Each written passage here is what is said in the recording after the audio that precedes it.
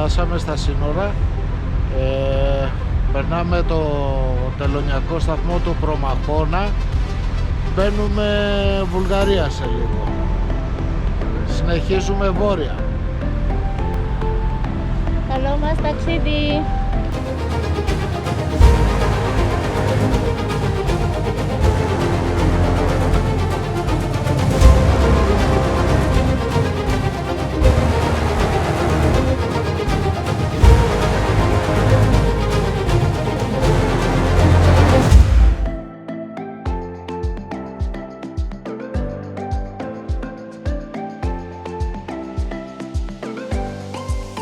Κύριε Βαβαρούτα, πώς είδατε το ταξίδι σας? Μέχρι τώρα καλά ήταν, λίγο κρύο είχε. Δηλαδή πόσους βαθμούς Κελσίου συναντήσατε στον δρόμο Κοντά σας? στα Γιάννενα είχε 1 βαθμό Κελσίου. Ανεβαίνοντας Πίνδο ήταν στους 2. Η μηχανή έβγαζε σήμα για παγετό, αλλά όλα καλά. Τώρα που πηγαίνετε, για τη στιγμή που πάτε να μπείτε? Πάμε Σόφια, αλλά κάναμε μια στάση εδώ στα Duty Free να πάρουμε μερικά καλούδια. Ωραία. Και θα συνεχίσουμε.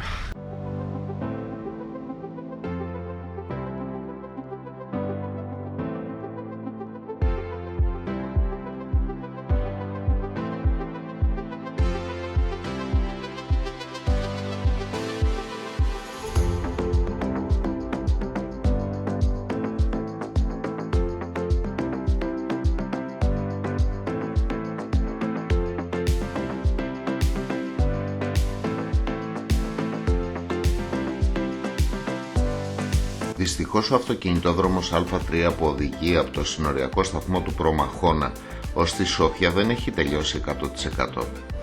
2 κομμάτια του είναι ακόμα υποκατασκευή και το μεγαλύτερο είναι μήκος 35 χιλιόμετρων από την Κρέσνα μέχρι λίγο μετά το χωριό Ζελέσνιτσα.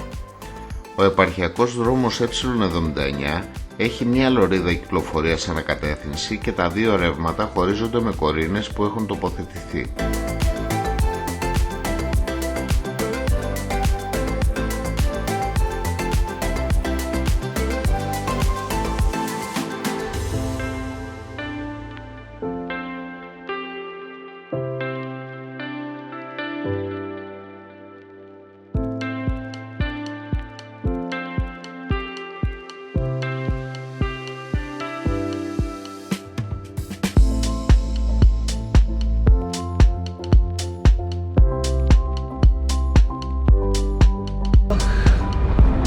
Φτάσαμε τελικά στο ξενοδοχείο μας.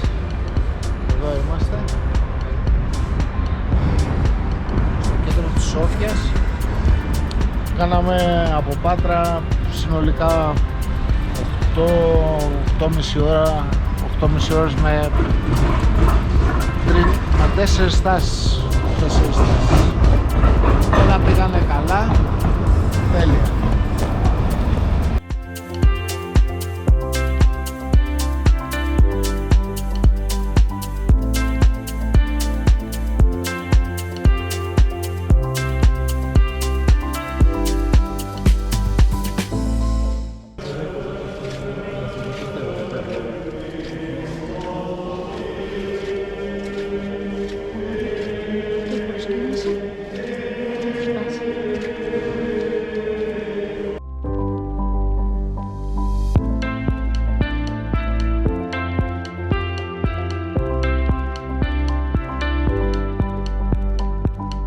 Η Ρώσικη Ορθόδοξη Εκκλησία του Αγίου Νικολάου χτίστηκε το 1914 και ξεχωρίζει για τα πολύχρωμα πλακίδια στο εξωτερικό της, όπως επίσης και για τους χρυσοπίκυλτους βολβοειδείς τρούλους της. Πολύ όμορφη εκκλησία, αποτελεί ένα διαμαντάκι της πόλης που σίγουρα αξίζει να επισκεφτείτε.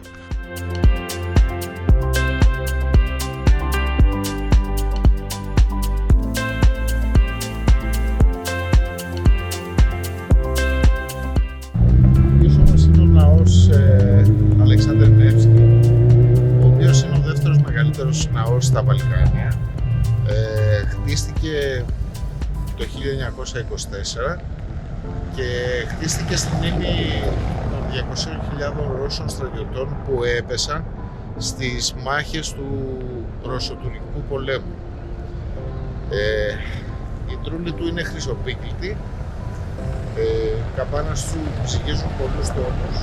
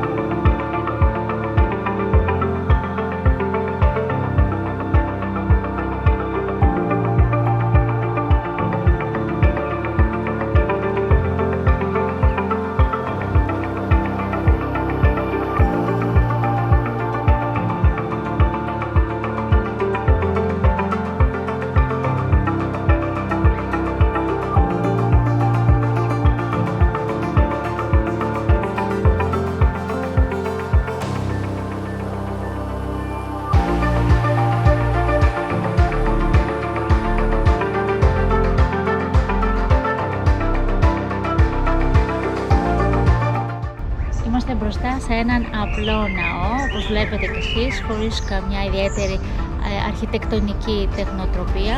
Το όνομά του όμως έχει μεγάλη σημασία, λέγεται Αγία Σοφία, όπου έδωσε και το όνομά του εδώ στην πρωτεύουσα της Βουλγαρίας, στη Σόφια. Αξίζει να το επισκεφτείτε.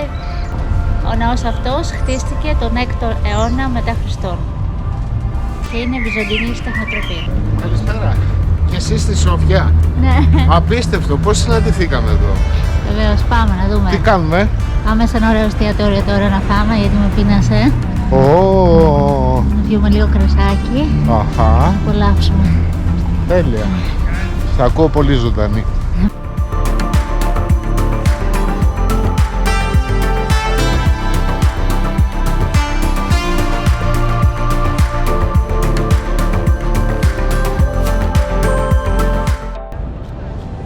Πάνω σε μια πολύ όμορφη πλατεία της πόλης με ένα καταπράσινο πάρκο αντικρίζουμε το Εθνικό Θέατρο Ιβάν, που είναι αφιερωμένο στον Ιβάν Βαζόφ, το οποίο χτίστηκε το 1907.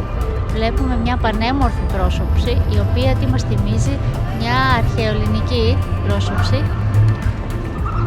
Πάμε μέσα να δούμε πόσο όμορφο είναι και να δούμε και μια παράσταση, αν μπορέσουμε. Βρισκόμαστε έξω από το δικαστικό μέγαρο της Σόφιας, ένα επιβλητικό κτίριο πάρα πολύ όμορφο,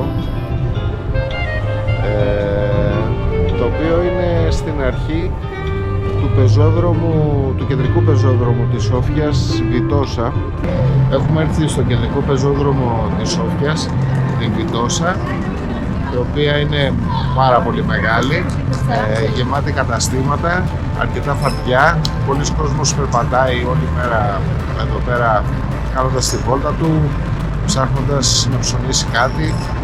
Πάμε να το απολαύσουμε.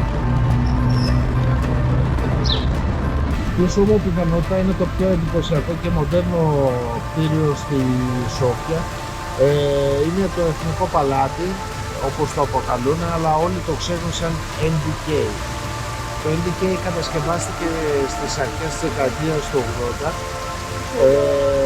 Είναι ένα πολιτιστικό κέντρο και ο σκοπός του ήταν να φιλοξενήσει πολιτιστικά γεγονότα, όπως και έχουν γίνει πολλές συναυλίες, πολλές θεατρικές παραστάσεις και έχουν λάβει μέρος πολλά εθνικά γεγονότα σε αυτό το κτίριο.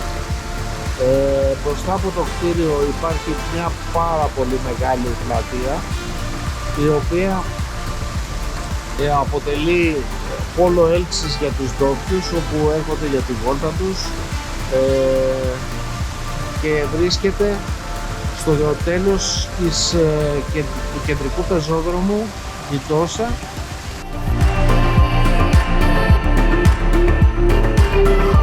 Πιστεύω ότι 2 μέρες είναι αρκετές για να εξερευνήσετε τη Σόφια και να επισκεφτείτε τα κυριότερα αξιοθέατά της. Αν θέλετε να ζήσετε και άλλες χιλιομετρικές περιπέτειες, κάντε εγγραφή στο κανάλι μου για περισσότερες εξερευνήσεις.